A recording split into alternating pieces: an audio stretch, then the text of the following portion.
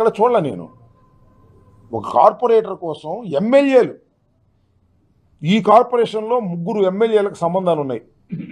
ఈ 3 ఎమ్మెల్యేలు ఇళ్ళకి వెళ్ళిపోతున్నారు. ఎవరిళ్ళకి?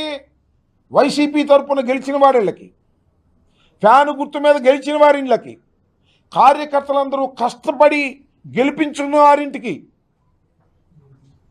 పార్టీ కూడా ఎంతో సపోర్ట్ చేసి ఆర్థికంగాను మరో రకంగాను సపోర్ట్ చేసి జగన్మోహన్ రెడ్డి గారు గెలిపించినటువంటి అభ్యర్థుల దగ్గరికి సిగ్గు విడిచి వెళ్ళిపోతున్నారు.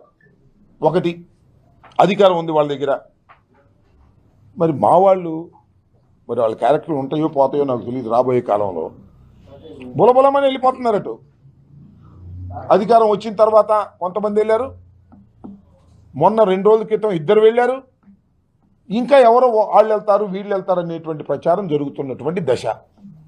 ఈ దశలో ప్రజలకు చెప్పాలని తెలుగుదేశం చేస్తున్నటువంటి కార్యక్రమం, ఎంతకు వెళ్తున్నారా అంటే 30 అంటున్నాడు ఒక ఆయన. లేదండి 50 దాకా వెళ్తుందని అంటున్నారు. వేలు అనుకుంటున్నారా? లక్షలు. 30 ఇస్తారంట, 50 ఇస్తారంట. మరి ఎంతమందికి ఇస్తారో ఎంతమందికి కొంటారో బయట జరుగుతుంది. మా వాళ్ళకి ఫోన్ చేశారు, మా దగ్గర ఉన్న వాళ్ళకి వీళ్ళందరూ కూడా చాలామందికి ఫోన్ చేసి 30 ఇస్తాం వస్తారా, లేకపోతే 40, 50 అని బాధ పెడుతున్నారు. అంటే వాళ్ళ దగ్గర పవర్ ఉంది, డబ్బు ఉంది. అంటే డబ్బుతోనూ అధికారంతోనూ వ్యక్తుల్ని కొనాలనుకునేవాళ్ళు, కార్పొరేటర్లను కొనాలనుకునేవాళ్ళు, వైసీపీ ఫ్యాన్ గుర్తు మీద గెలిచిన వాళ్ళని కొనాలనుకోవటం ఒక దుర్మార్గం, అమ్ముడు పోవటం మరొక దుర్మార్గం. అమ్ముడు పోయాడు, అమ్ముడు పోతున్నారు. 2 వెళ్ళిపోయారు, కండువాలు వేసుకున్నారు. ప్రజలు దీన్ని గమనించాలని మనం చేస్తున్నాం. అంతకుముందు కొంతమంది వెళ్ళిపోయారు, ఈ సమయంలో కాదు, ఎన్నికలకు ముందు కొంతమంది వెళ్ళిపోయారు. సరే, వాళ్ళది ఒక కథ. నామినేషన్ వేసిన తర్వాత, నామినేషన్ అప్పుడు కూడా మా దగ్గరికి వచ్చారు, నామినేషన్ వేసిన రోజున కూడా మా ఎమ్మడి వచ్చారు, వెళ్ళిపోయారు. ఫ్యాన్ గుర్తు మీద గెలిచిన వాళ్ళు వెళ్ళిపోయారు, సైకిల్ గుర్తు మీద గెలిచిన వాళ్ళు కొంటున్నారు.